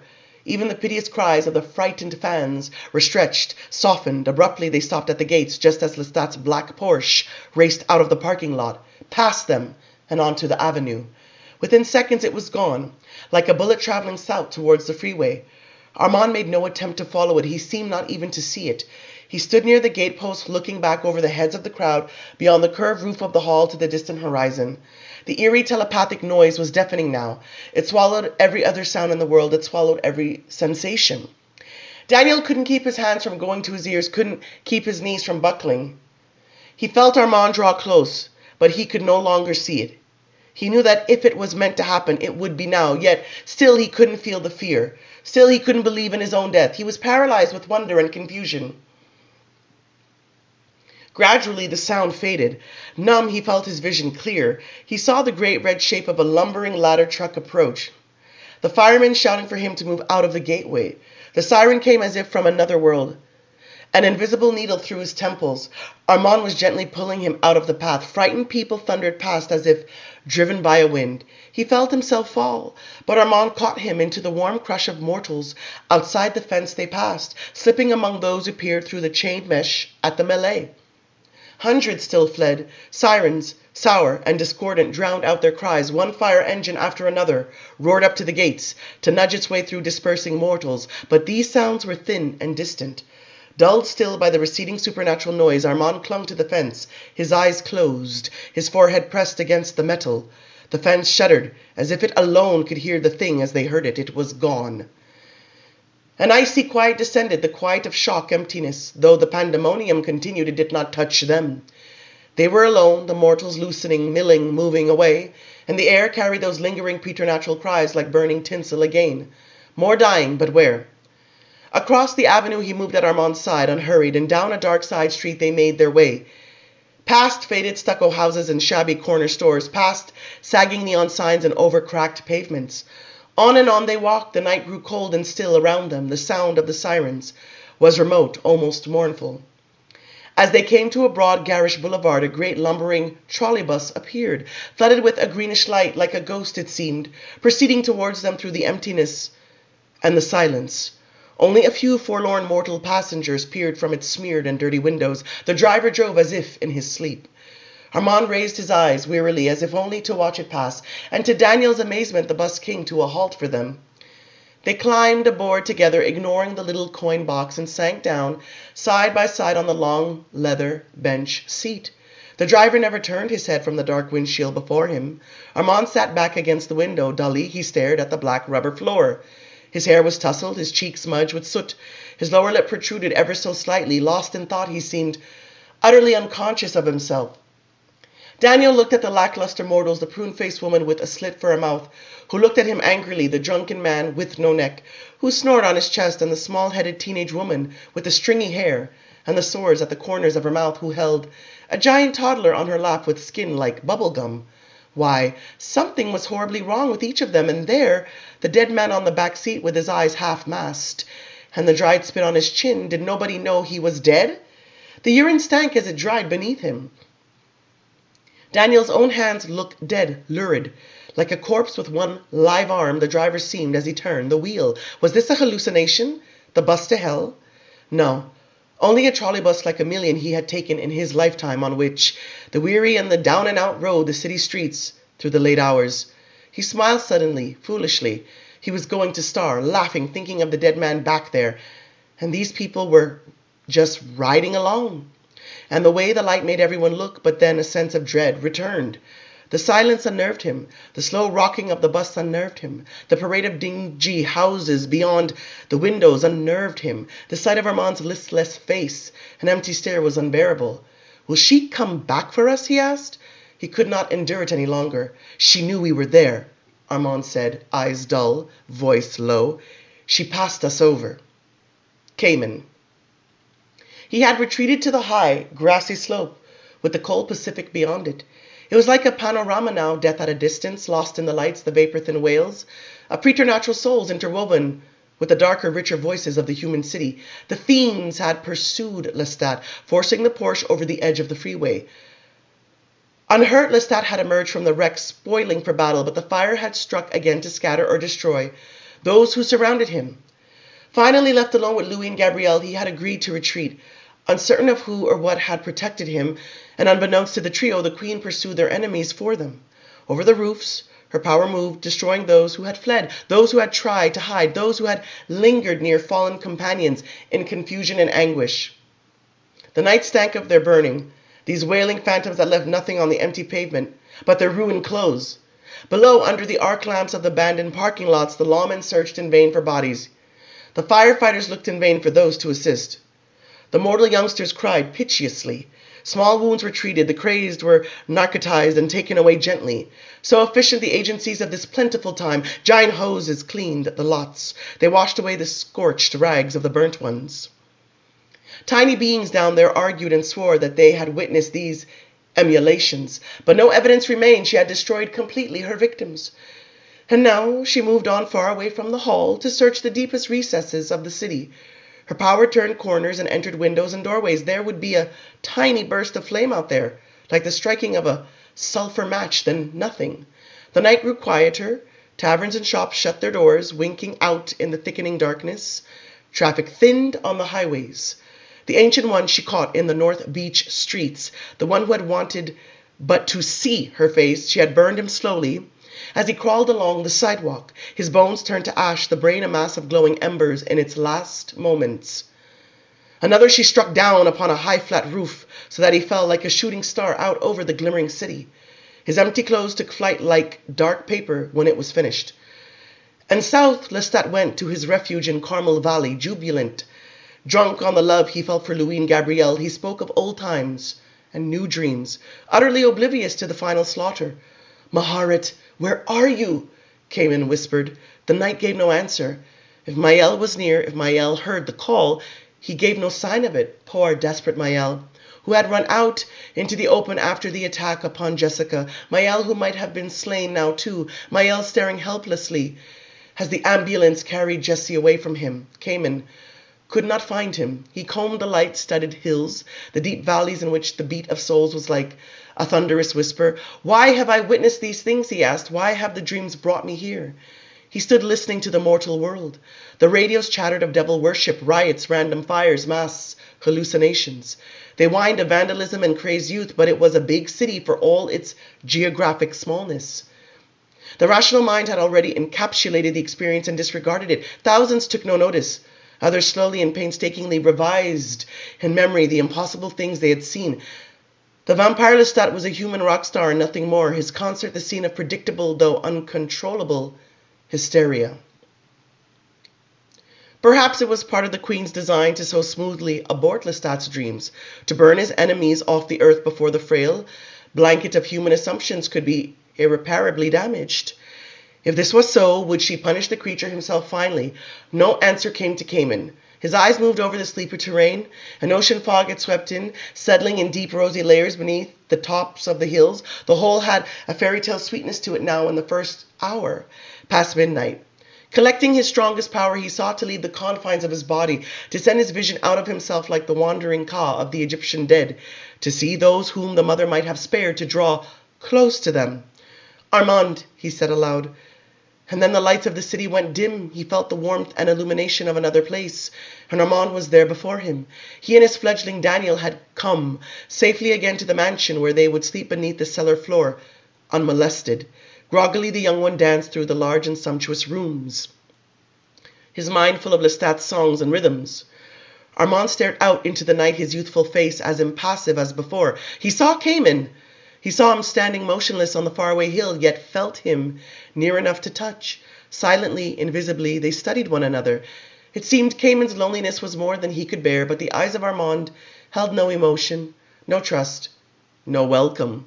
Khayman moved on, drawing on ever greater strength, rising higher and higher in his search, so far from his body now that he could not for the moment even locate it. To the north he went, calling the names Santino, Pandora.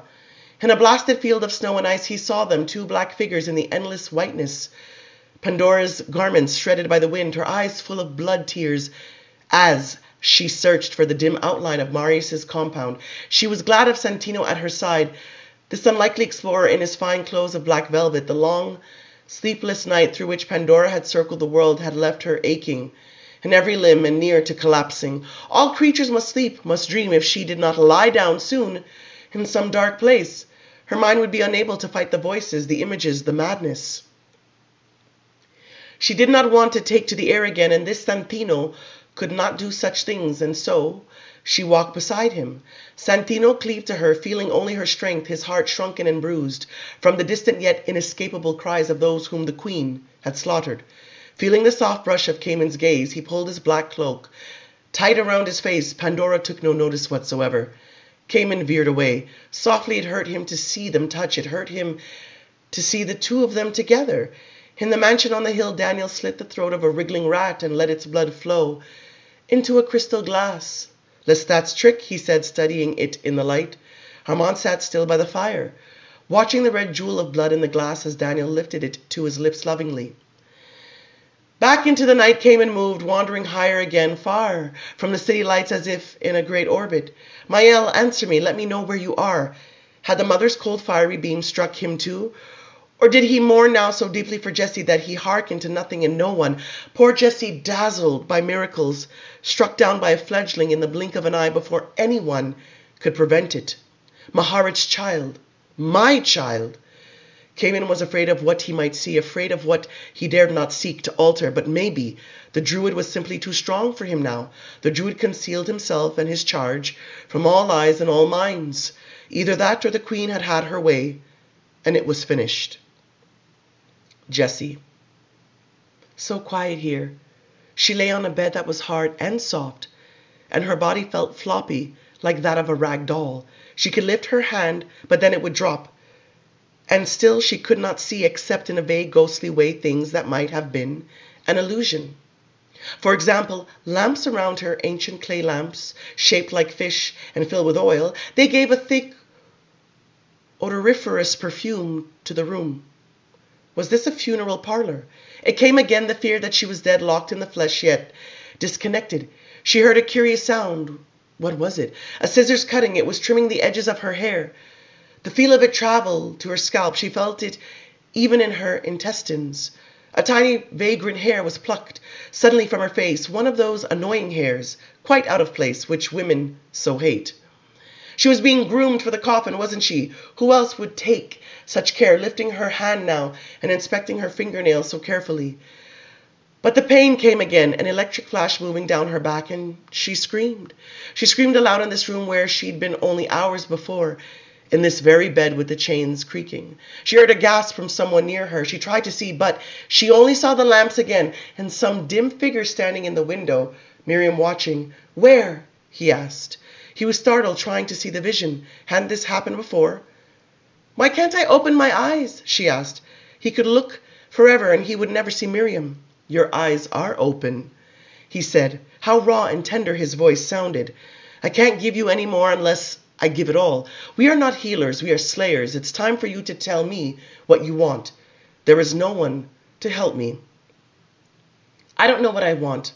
All I know is I don't want to die. I don't want to stop living. What cowards we are, she thought. What liars. A great fatalistic sadness had accompanied her all the way to this night, yet there had been the secret hope of this always. Not merely to see, to know, but to be part of. She wanted to explain, to hone it carefully with audible words, but the pain came again. A fiery brand touched to her spine, the pain shooting into her legs, and then the blessed numbness. It seemed the room she couldn't see grew dark, and the flames of the ancient lamps sputtered. Outside, the forest whispered, the forest writhed in the dark, and Mael's grip on her wrist was weak, suddenly, not because he had let her go, but because she couldn't any longer feel it. Jessie! He shook her with both his hands, and the pain was like lightning shattering the dark. She screamed through her clenched teeth. Miriam, stony-eyed and silent, glared from the window. Mael, do it, she cried. With all her strength, she sat up on the bed. The pain was without shape or limit. The scream strangled inside her, but then she opened her eyes, truly opened them. In the hazy light, she saw Miriam's cold, unmerciful expression. She saw the tall, bent figure of Mael towering over the bed, and then she turned to the open door. Maharet was coming. Mael didn't realize till she did. With soft, silky steps, Maharet came up the stairs, her long skirts moving with a dark, rustling sound. She came down the corridor. Oh, after all these years, these long years. Through her tears, Jessie watched Maharet move into the light of the lamps. She saw her shimmering face and the burning radiance of her hair. Maharet gestured for Mael to leave them. Then Maharet approached the bed. She lifted her hands, palms open, as if in invitation. She raised her hands as if to receive a baby. Yes, do it. Say farewell then, my darling, to Miriam. In olden times, there was a terrible worship in the city of Carthage. To the great bronze god Baal, the populace offered and sacrificed their little children. The small bodies were laid on the statue's outstretched arms, and then by means of a spring, the arms would rise and the children would fall into the roaring furnace of the god's belly. After Carthage was destroyed, only the Romans carried the old tale, and as the centuries passed, wise men came not to believe it. Too terrible it seemed, the immolation of these children. But as the archaeologists brought their shovels and began to dig, they found the bones of the small victims in profusion. Whole necropolises they unearthed of nothing but little skeletons. And the world knew the old legend was true, that the men and women of Carthage had brought their offspring to the god and stood in obeisance as their children tumbled screaming into the fire. It was religion. Now as Maharet lifted Jessie, as Maharet's lips touched her throat, Jessie thought of the old legend. Maharet's arms were like the hard metal arms of the god Baal, and in one fiery instant Jessie knew unspeakable torment. But it was not her own death that Jessie saw, it was the deaths of others, the souls of the immolated undead rising upwards away from terror, and the physical pain of the flames that consumed their preternatural bodies. She heard their cries, she heard their warnings. She saw their faces as they left the earth, dazzling, as they carried with them still the stamp of human form without its substance. She felt them passing from misery into the unknown. She heard their song just beginning. And then the vision paled and died away, like music half heard and half remembered. She was near to death, her body gone, all pain gone, all sense of permanence or anguish. She stood in the clearing in the sunshine, looking down at the mother on the altar. In the flesh, Maharat said, in the flesh all wisdom begins. Beware the thing that has no flesh. Beware the gods, beware the idea, beware the devil. Then the blood came. It poured through every fiber of her body. She was legs and arms again, as it electrified her limbs, her skin stinging with the heat, and the hunger making her body writhe as the blood sought to anchor her soul to substance forever. They lay in each other's arms, she and Maharat. Maharat's hard skin warmed and softened so that they became one wet and tangled thing, hair enmeshed, Jessie's face buried in Maharat's neck as she gnawed at the fount, as one shock of ecstasy passed through her after another. Suddenly Maharat drew away and turned Jessie's face against the pillow. Maharat's hand covered Jessie's eyes, and Jessie felt the tiny razor-sharp teeth pierce her skin. She felt it all being taken back, drawn out. Like the whistling wind, the sensation of being emptied, of being devoured, of being nothing. Drink again, my darling. Slowly, she opened her eyes. She saw the white throat and the white breasts. She reached out and caught the throat in her hands, and this time it was she who broke the flesh she tore it, and when the first spill of blood hit her tongue, she pulled Maharat down under her. Utterly compliant, Maharat was hers. Maharat's breasts against her breasts, Maharat's lips against her face, as she sucked the blood, sucked it harder and harder. You are mine. You are utterly and completely mine. All images, voices, visions gone now. They slept, or almost slept, folded against one another, it seemed. The pleasure left its shimmer, it seemed, that to breathe was to feel again. To shift against the silken sheets or against Maharat's silken skin was to begin again. The fragrant wind moved through the room. A great collective sigh rose from the forest. No more Miriam, no more the spirits of the twilight realm. Caught between life and death, she had found her place, her eternal place. As she closed her eyes, she saw the thing in the jungle stop and look at her. The red-haired thing saw her and saw Maharat in her arms. It saw the red hair, two women with red hair, and the thing veered and moved towards them. Khayman. Dead quiet, the peace of Carmel Valley. So happy were the little coven in the house, Lestat, Louis, Gabrielle. So happy to be together. Lestat had rid himself of his soiled clothes and was resplendent again in shining vampire attire, even to the black velvet cloak thrown casually over one shoulder. And the others, how animated they were, the woman Gabrielle unbraiding her yellow hair rather absently, as she talked in an easy, passionate manner, and Louis, the human one, silent, yet profoundly excited by the presence of the other two, entranced, as it were, by their simplest gestures. At any other time, how moved Khayman would have been by such happiness. He would have wanted to touch their hands, look into their eyes, tell them who he was and what he had seen. He would have wanted just to be with them, but she was near, and the night was not finished. The sky paled, and the faintest warmth of the morning crept across the fields. Things stirred in the growing light. The trees shifted, their leaves uncurling ever so slowly. Khayman stood beneath the apple tree, watching the color of the shadows change, listening to the morning. She was here without question. She concealed herself willfully and powerfully, but Khayman she could not deceive. He watched, he waited, listening to the laughter and talk of the small coven. At the doorway of the house, Lestat embraced his mother. As she took leave of him, out into the grey morning she came, with a sprightly step in her dusty, neglected, cocky clothes, her thick blonde hair brushed back, the picture of a carefree wanderer, and the black-haired one, the pretty one, Louis, was beside her. Khayman watched them cross the grass, the female moving on into the open field before the woods where she meant to sleep within the earth itself, while the male entered the cool darkness of a small outbuilding. Something so refined about that one, even as he slipped beneath the floorboards. Something about the way that he lay down, as if in the grave, the way he composed his limbs, falling at once into utter darkness. And the woman, with stunning violence, she made her deep and secret hiding place, the leaves settling as if she had never been there. The earth held her outstretched arms, her bent head. Into the dreams of the twins she plunged, into images of jungle and river she would never remember. So far, so good. Khayman did not want them to die, to burn up. Exhausted, he stood with his back to the apple tree, the pungent green fragrance of the apples enveloping him. Why was she here? And where was she hiding? When he opened himself to it, he felt the low, radiant sound of her presence, rather like an engine of the modern world, giving off some irrepressible whisper of itself and its lethal power. Finally, Lestat emerged from the house and hurried towards the lair he had made for himself. Beneath the acacia trees against the hillside, through a trapdoor he descended down earthen steps and into a dank chamber. So it was peace for them all, peace until tonight when he would be the bringer of bad tidings. The sun rose closer to the horizon. The first deflected rays appeared, which always dulled Khayman's vision.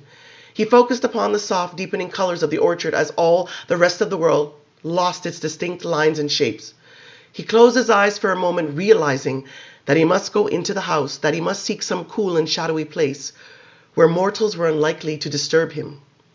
And when the sun set, he'd be waiting for them when they woke. He would tell them what he knew. He would tell them about the others. With a sudden stab of pain, he thought of Mael and of Jessie, whom he could not find, as if the earth had devoured them. He thought of Maharit, and he wanted to weep, but he made his way towards the house now. The sun was warm on his back, his limbs were heavy. Tomorrow night, whatever else came to pass, he wouldn't be alone. He would be with Lestat and his cohorts, and if they turned him away, he would seek out Armand. He would go north to Marius.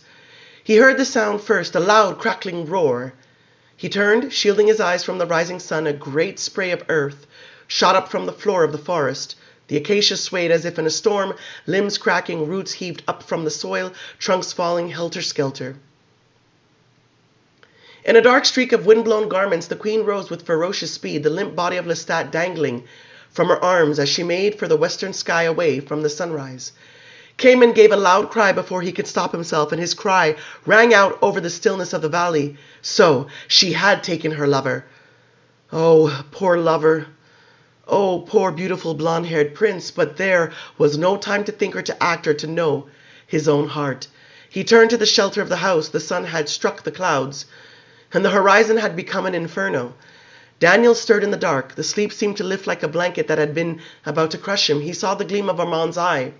He heard Armand's whisper, "She's taken him." Jessie moaned aloud, weightless. She drifted in the pearly gloom.